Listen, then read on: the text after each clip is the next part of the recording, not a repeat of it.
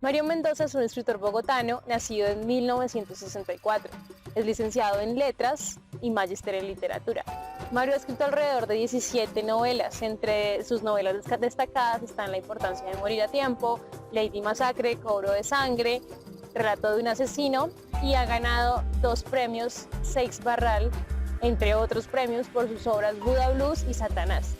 En la actualidad se está dedicando a realizar cómics en compañía de Keiko Olano. Este año publicó sus 2 primeros cómics y el año pasado terminó una saga juvenil que se llama El mensajero de Argata.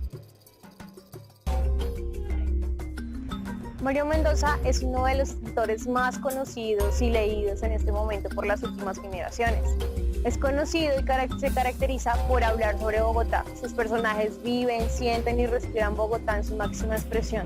Es recurrente dentro de la obra de Mario encontrar personajes marginados socialmente, como habitantes de calle, trabajadores informales, prostitutas, personas con desórdenes mentales, detectives, alcohólicos que consumen sustancias alucinógenas.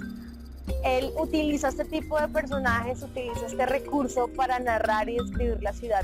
Todos sus personajes la dibujan y la desdibujan a su antojo, mostrándonos las más profundas y viscerales realidades que guarda Bogotá. También es importante porque encontramos en su obra muchos lugares referentes de Bogotá: la calle 19, la Candelaria, Usaquén, el barrio Santa Fe. Es importante y se rescata la recuperación que realiza sobre Bogotá y la forma en la que la lee y la puede interpretar.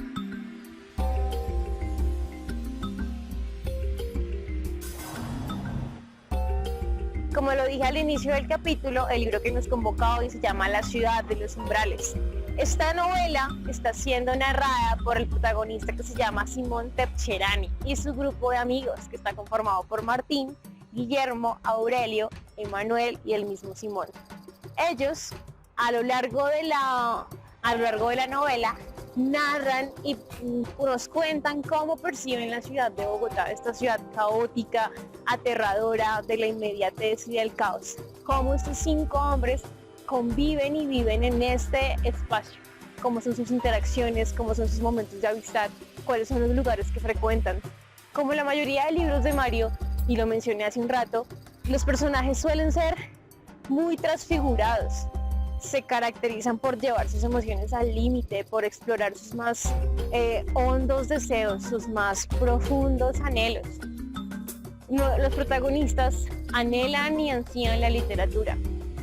3 de ellos, o bueno, mejor 2 de ellos, aspiran a ser escritores, son escritores y publican algunas cosas. Pero su afán más grande es la ciudad. Y eso es lo que hace que Simón decida escribir este libro.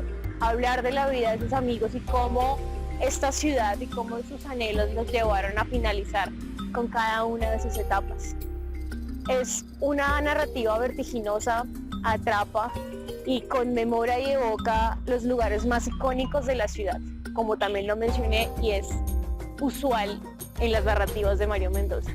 Simón entra en un afán, nuestro protagonista desea fervientemente describir y contarnos qué es Bogotá, cómo se percibe Bogotá, cómo es Bogotá desde un travesti, desde una prostituta, cómo se comportan los habitantes de calle de Bogotá, cómo la gente convive.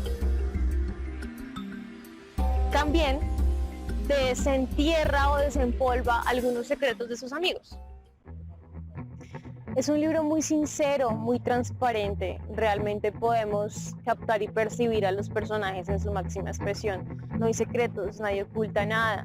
Todos sus momentos son reales, todos sus momentos son vividos. Es una historia que te lleva de un lugar a otro en un segundo. Realmente es una novela que atrapa. Justo en el momento en el que Simón se da cuenta de que debe escribir esta novela es cuando recuerda a sus amigos, recuerda cómo finalizaron sus vidas, cómo terminó cada etapa de uno, cómo explorar, cómo vivir y magnificarse de la ciudad los llevó a finales inesperados o tal vez muy esperados, teniendo en cuenta la narrativa de Mario Mendoza. Cuando Simón se da cuenta, o mejor cuando hace la novela y decide que está terminada o que necesita terminarla para vivir, él le dice a su amigo: debes escribir la ciudad, mostrar un grupo de seres que la sienten y la piensan mientras la habitan y la reconocen. No un argumento ni trama, sino vasos comunicantes, momentos de destello. Se podría pensar que el libro está hecho o habla únicamente de Martín, de Simón, de Manuel, de Aurelio, de Guillermo. Pero la verdad es que el libro es la ciudad. El libro fue hecho para Bogotá, fue hecho por Bogotá.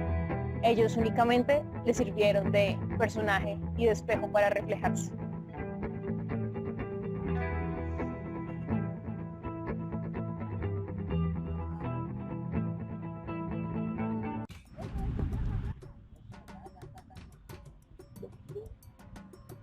En un primer momento puedo relacionar el libro con la clase de literatura y ciudad al hablar de la cartografía literaria de Moretti y el cuento de Santiago Gamboa y el cuento de Edgar Allan Poe que se llama El hombre de la multitud, porque ambos cuentos y la novela escrita por Mario Mendoza hablan y describen las dinámicas sociales y económicas que se presentan en una ciudad, en este caso la ciudad de Bogotá. Describen de manera clara y concisa y muy puntual, muy detallada cada característica de los personajes, lo que nos permite hacernos una idea de cómo es la ciudad. También podemos, a partir de la cartografía literaria de Moretti, hacer un mapa completo del libro. La literatura nos permite y nos abre esa puerta. Podemos trazar una línea desde el barrio Santa Fe, subiendo por la calle 19, tomando la séptima, dirigiéndonos al barrio de Las Cruces, hablando del barrio de Usaquén. Podemos realizar un mapa completo y muy minucioso sobre todos los lugares en los que viven, trabajan, habitan, se divierten y frecuentan cada uno de los personajes. En un segundo momento, y a partir de que realizaba la lectura, pude relacionar esta historia con las categorías que realiza Pérgolis para hablar de las ciudades. Y puedo ubicar los relatos en la primera categoría. La categoría nos dice que son textos que muestran ciudades reales para presentar hechos en la cotidianidad. Aunque para muchos lo que sucede en las obras de Mario, lo que pasa con cada uno de esos personajes, sus historias tan crueles, tan crudas, puede ser algo inverosímil, pues la verdad es que son relatos totalmente verosímiles. No conservan nada de mentira, así vengan o provengan de la imaginación del autor o de cosas que le hayan contado, pero hacen parte del ciudadano común, del ciudadano de Bogotá. Por otro lado, es apreciable las características de la ciudad que vimos a lo largo del semestre.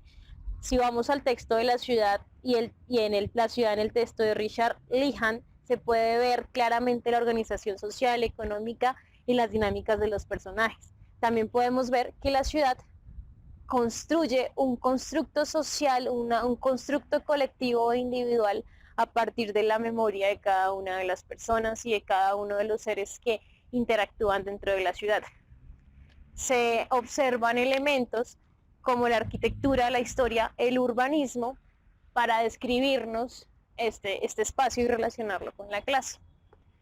También es importante resaltar que nos vende una ciudad completa, utiliza la herramienta para hablar de algo que está presente en todo y del cual hacemos parte.